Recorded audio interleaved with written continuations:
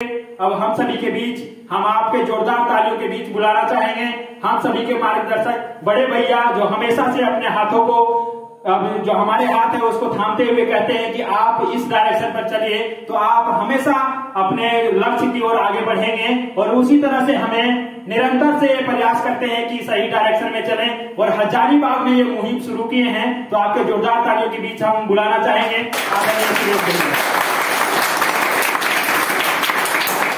आज अपनी बात शुरू करना चाहते हैं एक छोटी सी गीत से। चाहते तो हैं बहुत पर मनोबल से दीन है, सद नहीं संकल्प पाते साधना से हीन है।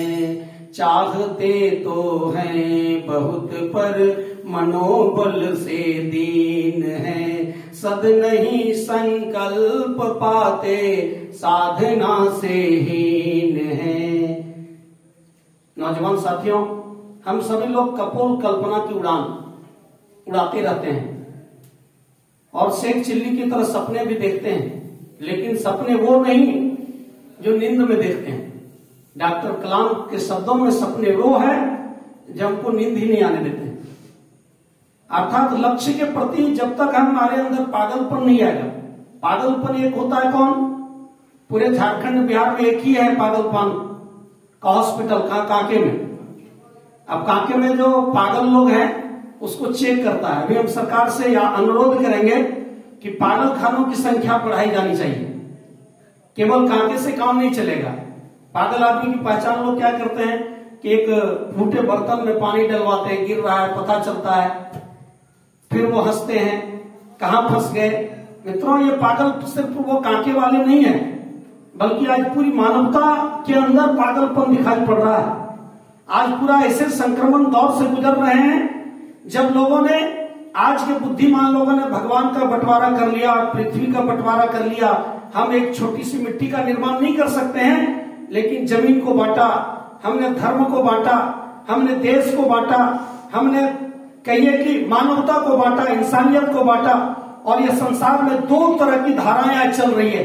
धर्म के दिशा में देखा जाए, वेद हमारा कहता था धृत धातु से बना धर्म, अर्थात जो धारण करने योग्य था, एक ऐसा सूत्र जो इस देश में एक गए गुजरे व्यक्ति को, दीनहीन दीन दुखी को समाज में आत्म सम्मान के साथ जीने योग्य बनाया। एक ऐसा अध्यात्म था। एक धर्म वो है जो कहता है मेरी बात मानो, यदि मेरी बात आप नहीं मानेंगे तो आपका सिर तन से जुदा कर देंगे, आपका सिर कलम कर लेंगे। एक ऐसी विचारधाराएं चल रही है। लेकिन जब पूर्व के देशों के अध्यात्म का जब उद्घोष स्वामी विवेकानंद ने किया, जो इसी पुण्य भूमि भारत भूमि से शुरू हुआ था, जो राम का अध्यात्म था, जो कृष्ण का अध्यात्म था, जो भगवान बुद्ध का अध्यात्म था। कौन सा अध्यात्म? जो अम्रपाली वैश्य नगर वधु का काम करती थी, ना जाने कितने नौजवानों को पथभ्रष्ट करने का काम करती थी अपने मोहिनी चेहरा से।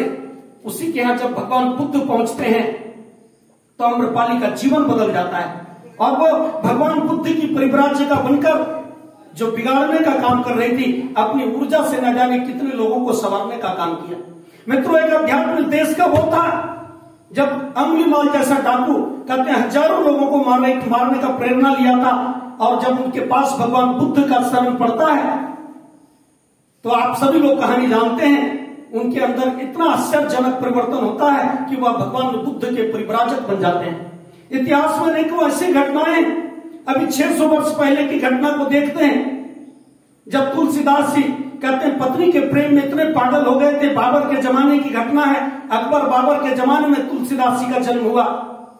वह जब घर लौटे देखे पत्नी मायके गई हुई, पत्नी के प्रेम में इतना पागल हो गए थे, जैसे हम लोग हजारीबाग आकर बहुत लोग पागल हो जाते हैं और अखबार में पता चलता है फोन नहीं उठाई तो लोग सुसाइड कर लिया, घर से भाग के चला गया। रे नौजवान मित्रों, शादी तो सबकी होनी है, लेकिन भाग कर नहीं बल्कि जाग कर होना है। जो अभी आपके साथ भाग रही है, जो जिस माता पिता ने जिसको जन्म दिया, जिन्हें 20 साल 25 साल उसको पढ़ाया, उसका कपड़ा शिक्षा की व्यवस्था किया, और आपके 1-2 दिन के परिचय पर आपके साथ भागने के लिए तैयार है, तो वो आपका परमानेंट साथी जीवन में नहीं हो सकता है। वह कल आपको भी छोड़कर भाग जाएगी। मित्रों, इसलिए भागने वालों के साथ नहीं बल्कि जागने वालों के साथ। हम लोग तो कहानी भी सुनते हैं, गीत भी सुनते हैं, सारी दुनिया की कर दो शादी, बस एक को कुंवारा रखना।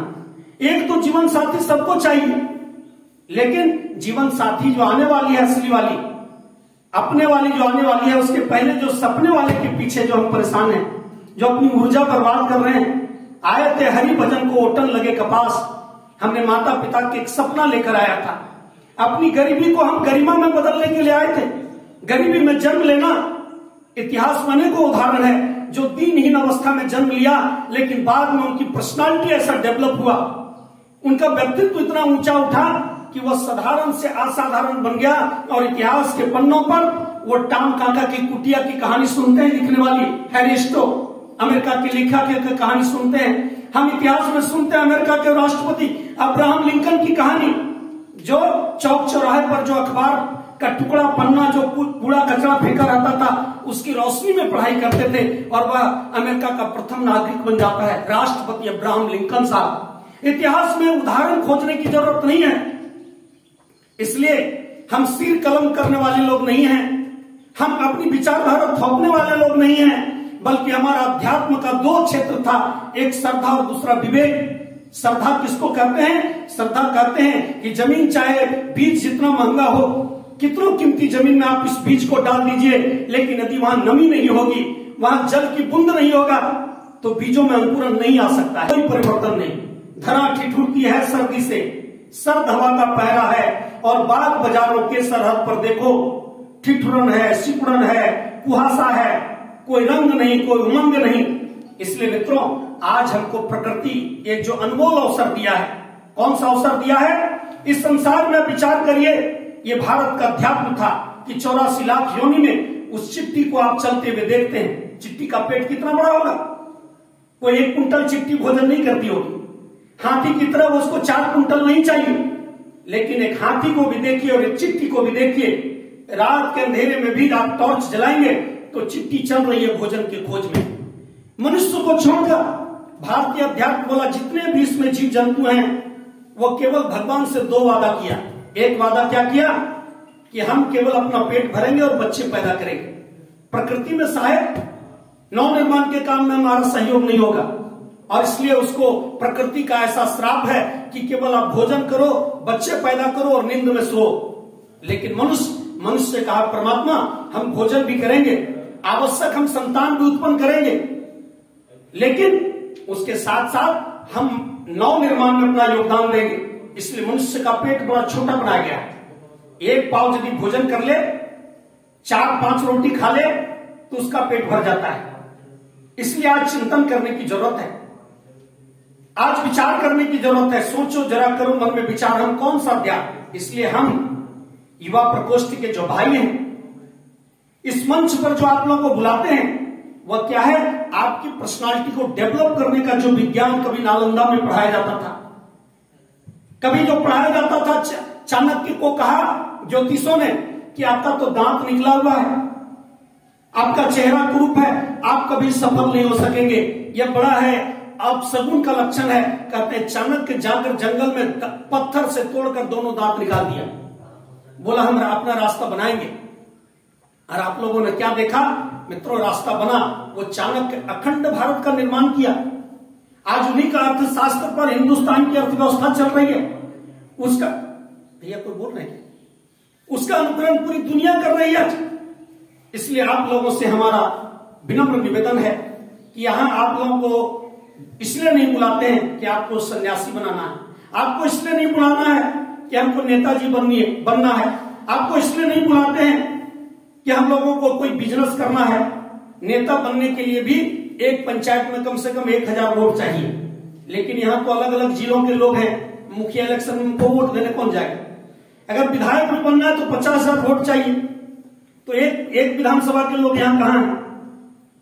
इसलिए अगर हमको सांसद बनना है तो एक लोकसभा में कम से कम 5 लाख से ऊपर वोट लाना है, तो एक लोकसभा का भी आदमी यहाँ कहाँ? यहाँ तो कोई चतरा का है, कोई कोडरमा का है, कोई गिरिडीह का है, कोई रामगढ़ का है, कोई बोकारो थर्मल का है। अलग अलग जगह से हम लोग एक मोती का सफलता की माला बनाना चाहते हैं। हजारों की भीड़ में एक ऐसी माला को गुथना चाहते हैं जिस माला को देखकर आने वाले 2-3 साल के बाद हजारीबाग के युवा कहने लगे कि आप चाहे फिजिक्स पढ़ें, केमिस्ट्री पढ़ें, चाहे जिस भी इंस्टीट्यूट में पढ़ें, लेकिन उस इंस्टीट्यूट में पढ़े हुए सब्जेक्ट में यदि सफलता प्राप्त करना चाहते हैं तो आपको जिस तरह कोचिंग जाना आपके लिए जरूरी है, उसी तरीके से स्पिरिचुअल साइंस का इंस्टीट्यूट भी आपको ज्वाइन करना जरूरी है। यह स्पिरिचुअल साइंस का मंच है, वह एक ऐसा मंच है जिस मंच पर कभी 1893 में योद्धा सन्यासी स्वामी विवेकानंद उद्घोष करता है और भारतीय संस्कृति गौरव गरिमा को बताता है। आप किसी क्षेत्र में बढ़ना चाहते हैं, आप देख लीजिए, कोई भी संगठन को विकसित करना चाहते हैं, किसी भी परिवार को ठीक करना चाहते हैं, यदि वहां अच्छे व्यक्ति नहीं होंगे तो परिवार में सुख शांति नहीं आ सकती। संगठन में यदि अच्छे लोग नहीं होंगे तो संगठन ज्यादा जानदार नहीं होता है। इसलिए सबसे पहले हमारे ऋषियों ने क्या कहा, आओ गढ़े संस्कारवान पीढ़ी, हम रेल बनाएं, हम पुलिया बनाएं, हम कारखाने बनाएं, हम और भी आविष्कार करें, यह अच्छी बात है। लेकिन सबसे बड़ा जो आविष्कार हमारे देश का था वो क्या था, साधारण मनुष्य को असाधारण बनाना, सोए हुए लोगों को जगाना, जागे हुए को चलाना, चलते हुए लोगों को दौड़ाना। अर्थात उसकी पर्सनालिटी में इतना आश्चर्यजनक परिवर्तन आया कि इसी में आज से 600 वर्ष पहले सूरदास जो बिल्लम मंगल डाकू का काम करते थे, वो कहिए कि महात्मा सूरदास के रूप में परिणत हो गए। लोग कहते थे, आज के नौजवान लोगों से पूछा जाए, भाई धर्म में कोई जान नहीं है, लेकिन 5 संत मुगलों के जमाने में आए, ठाकुर रामकृष्ण परमहंस कोलकाता दक्षिणेश्वर, अभी 1 सप्ताह पहले हमारा दौरा वहां था गुरुवार को, आप चले जाइए इधर मीराबाई मथुरा में, ऐसे संत तुकाराम, विठल दास, यही नादिया जिला का तीरथ राम, ये सभी लोगों ने क्या किया, ये कहिए नादिया जिला का वो चैतन्य महाप्रभु बंगाल के, ये सारे लोग जो विग्रह है, जो मूर्ति है, सर शरीर उसमें समाहित हो गए। लोग का मूर्ति में प्राण नहीं होता है, इसलिए मूर्ति में नहीं होता है मित्रों। हम बोले हमारा अध्यात्म शुरू होता है श्रद्धा और विश्वास से।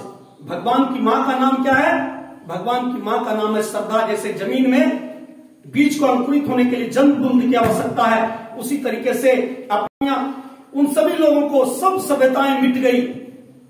हम नहीं कह रहे, मोहम्मद इकबाल कह रहा है, यूनान, मिस्र, रोम सब मिट गए जहां से, लेकिन कुछ बात है कि हस्ती मिटती नहीं। हमारी इस पूरब के देश से फिर से अध्यात्म शुरू होता है, और जब हमारे देश को सपेरों का देश कहा जाता है तो योद्धा सन्यासी जाकर के भारतीय संस्कृति की वैज्ञानिकता से शिकागो के विश्व धर्म सम्मेलन में सबको अवगत कराता है। इसलिए हम गायत्री परिवार के लोग विद्यार्थियों के लिए पैकेज बनाए, सेना के जवानों के लिए हम लोग पैकेज बनाए, आज के किसानों के लिए हम लोग पैकेज बनाए, गृहस्थों के लिए हम लोग पैकेज बनाए, व्यापारियों के लिए हम लोग पैकेज बनाए, वैज्ञानिकों के लिए हम लोग पैकेज बनाए, चिकित्सकों के लिए ट्रेनिंग की व्यवस्था, शांति को, अलग अलग क्षेत्रों में जो काम कर रहे हैं उसमें हमारे लिए कौन सा अध्यात्म जरूरी है, विद्यार्थी को कितना डोज चाहिए। डॉक्टर मेडिकल में बहुत सारी दवाई रखी हुई है, लेकिन कौन कैसा रोगी है, उसको किस तरह का मेडिसिन चाहिए, ये आज लोगों के पास नहीं है। इस बात का आविष्कार कौन किया, अध्यात्म को फिर से रिसर्च सेंटर में डाल करके मानवीय काया में प्रयोग करके हमारे परम पूज्य गुरुदेव पंडित श्री राम शर्माचार्य ने आप लोगों के लिए सर्वसुलभ बनाया। और इसलिए मित्रों, आप लोगों को यहाँ जो साधना है, व्यक्ति निर्माण, परिवार निर्माण, आज पूरी दुनिया क्या है, आज अणुयुद्ध के खतरे से मंडरा रही है कि कहीं फिर तीसरा विश्व युद्ध नहीं हो जाए, परमाणु बम लोकर बनाकर रखे हैं। आज क्या है, आज की समस्या हवा में जहर घुल रहा है, शुद्ध ऑक्सीजन का अभाव हो रहा है। आज की समस्या क्या है, आज धरती का तापमान जो 101 डिग्री है वो 2 डिग्री में बदलने की तैयारी है। पेरिस में 2015 में सम्मेलन हुआ कि 1.5 डिग्री से ऊपर तापमान नहीं बढ़ने देंगे। जैसे 1.5 डिग्री से ऊपर जाएगा 2 डिग्री यहाँ का तापमान, 300 से 400 करोड़ आदमी को पीने योग्य पानी नहीं मिलेगा। आज की समस्या क्या है, भूगर्भ में जल सूख रहा है। आज जो भगवान है, भगवान आज खतरे में है। कौन सा भगवान, भ से भूमि, ग से गगन, व से वायु, अ से अग्नि अनाज और न से नीर अर्थात पानी। ये 5 चीज आज पूरी मानवता के लिए। इसलिए गायत्री द्वार ने नारा दिया, मानव मात्र एक समान। हम राष्ट्र के प्रति समर्पित हैं, लेकिन हमारा अध्यात्म राष्ट्र की 4 दीवारी में कैद नहीं हो सकती है। हमारा भारत का अध्यात्म कहा था, वसुधैव कुटुंबकम, सारी पृथ्वी हमारा परिवार है। पूरी दुनिया ने स्वीकार किया। एक किताब आप गुरुदेव का लिखेंगे, पढ़ेंगे, वो किताब का नाम है समस्त विश्व को भारत का जश्न अनुदान। 1971 में जब भारत बांग्लादेश का युद्ध हो रहा था मित्रों, उस समय हिमालय में हमारे गुरुदेव ने लिखा और उसमें उदाहरण दिया कि अमेरिका में ऐसा कौन सा नियम है जो भारत के धर्म से मिलता है, जापान में ऐसा कौन सा नियम है जो भारत के धर्म से मिलता है, चाइना में ऐसा कौन सा पद्धति है जो भारत के धर्म से मिलता है। और कहते हैं जब चोर चोरी करने जाता है तो कुछ ऐसा चीज उसका छूट जाता है जिससे सीआईडी पुलिस उसको पकड़ लेती है। तो अभी भी कई देशों के उदाहरण गुरुदेव उस किताब में दिए। जापान का उदाहरण दिया कि जापान में भी भारत का धर्म जिंदा है। कैसे? चीनी शब्द जिम्पोज से जापान बना है, जिसका अर्थ होता है उगता हुआ सूर्य का देश। उस जापान में अभी भी नियम है, जापानी लोग सुबह उठते हैं और 3 बार सूर्य के सामने ताली बजा करके प्रणाम करते हैं कि हम सूर्य पुत्र हैं, हम भाग्यशाली हैं, हम सूर्य पुत्र हैं, हम भाग्यशाली। चाहे जापान का प्रधानमंत्री हो, चाहे वहां का साधारण कोई गरीब मजदूर हो, सूर्य को, उगते हुए सूर्य को प्रणाम करना जापान का अनिवार्य नियम है। यह सूर्य उपासना किस देश के पास था? भारत के पास था। सूर्य उपासना कितना दमदार चीज था मित्रों कि आप जानते हैं पृथ्वी सौर मंडल का सदस्य है और यहाँ जो भी जीवन अंकुर पाते हैं सूर्य के कारण, एक दाना 100 दाना बन पाता है प्रकाश संश्लेषण के कारण। आज विज्ञान का मशीन सोलर प्लेट से गरीबों के घर को प्रकाशित कर रहा है सौर ऊर्जा के कारण। और जब हम सूर्य का इस यहाँ आकर के सामूहिक मेडिटेशन करते हैं आधे घंटे का हर सप्ताह और अपने कमरे में एवरीडे 20 मिनट का, तो आप विश्वास रखिए जैसे सूर्य के प्रकाश पाकर पूरी प्रकृति खिल जाती है, चिड़ियों की चहचहाट, सभी जीव जंतुओं में नई ऊर्जा जाती है, अंधा खूब गहन रात उजाले में परिवर्तित हो जाता है यदि आप एवरीडे बंद आंखों में 20 मिनट सूर्य का ध्यान, 25 मिनट सूर्य का ध्यान और गायत्री मंत्र का जप। गायत्री मंत्र क्यों? क्योंकि नए लोग आज 10 से अधिक विद्यार्थी आए हैं हमारे उपेंद्र जी के नेतृत्व में मित्रों। इसलिए गायत्री मंत्र बोलते हैं क्योंकि गायत्री मंत्र हमारे देश का प्राण है। जब हमारा देश आजाद हुआ तो तिरंगे के बीच में 24 तिल्ली वाला सूर्य चक्र को तिरंगे के बीच में स्थापित किया गया। वह 24 तिल्ली क्या है कि गायत्री मंत्र के जो देवता सूर्य हैं, पूरे प्रकृति में बिना किसी बैकवर्ड फॉरवर्ड, हरिजन बरिजन, ऊंच नीच, जाति पाति के दीवारों को ध्वस्त करते हुए सूर्योदय उगते पूरब में फिर आगे बढ़ते जाते, भारत वर्ष, यमन, इजराइल, रूस, चीन भी हैं जाते और अमेरिका, इंग्लैंड, फ्रांस में भी प्रकाश में फैलाते, कोई भेद न भाव, सूर्य भगवान तभी तो कहलाते। इसलिए बाइबल भी कहता light is light, darkness is death. जहां तक सूर्य का प्रकाश आता है वहीं तक जीवन है। उस सूर्य की ऊर्जा को यदि गायत्री मंत्र के माध्यम, गायत्री मंत्र भगवान सूर्य का मोबाइल नंबर है और जब 20 मिनट तक रोज गायत्री मंत्र बोलकर सूर्य का ध्यान करेंगे तो आपके अंदर डिवाइन नॉलेज अर्थात दिव्य सद्बुद्धि, सदप्रकाश, स्मरण शक्ति, मेमोरी पावर, आपका मस्तिष्क विलक्षण कंप्यूटर बनता चला जाएगा और आप जिस भी एग्जाम में बैठेंगे, एसएससी, बैंकिंग, रेलवे, चाहे आप सेना, जो भी आपका क्षेत्र हो, आपका माइंड इस सूर्य के ध्यान और गायत्री मंत्र के जब से ऐसा विलक्षण बनेगा मित्रों जैसा हमारा बना है। 25 सालों के अनुभव के आधार पर कहते हैं कि गायत्री मंत्र एक ऐसा अनोखा मंत्र है कि आजादी के आंदोलन के चाहे बाल गंगाधर तिलक हो, सरदार वल्लभ भाई पटेल हो, महात्मा गांधी जी हो, नेता सुभाष चंद्र बोस हो, स्वामी विवेकानंद हो, स्वामी रामतीर्थ हो, इन सभी महापुरुषों ने गायत्री मंत्र के समर्थन में अपना अभिव्यक्ति दिया। सारे के सारे लोग गायत्री मंत्र की उपासना करते थे। इसलिए जब हमारा देश गुलाम हुआ 2000 वर्षों के लिए, केवल अंग्रेजों के गुलाम हम लोग नहीं रहे, हम मुगलों के गुलाम रहे। हमारे देश में डच, फ्रांसीसी, शक, हून, ऐसे थके बिना रुके लगातार 1.5 वर्षों से हर संडे का जो यहाँ कार्यक्रम स्टार्ट किए हैं। अब मूसलाधार बारिश हो या पौष की कड़कड़ाती ठंड हो या जेठ की दोपहरी हो, जो विद्यार्थियों के अंदर लागी ऐसी लगन मीरा हो गई मगन। मित्रों, आप अपने लक्ष्य के प्रति समर्पित होइए। केवल आप 20 मिनट सूर्य का ध्यान और गायत्री मंत्र के जप के लिए निकालिए और इसी शुभकामना के साथ आपकी सफलता मंजिल तेरी पग चुमेगी, आज नहीं तो कम, जोश में ठंडा होने पाए कदम मिलाकर चल। इसी शुभकामना के साथ आप तमाम युवा साथियों को प्रांतीय युवा प्रकोष्ठ अखिल विश्व गायत्री वार की युवा इकाई झारखंड हजारीबाग की ओर से बहुत बहुत शुभकामनाएं प्रेषित करते हुए अपनी बात को यहीं विराम देते हैं। धन्यवाद, नमस्कार।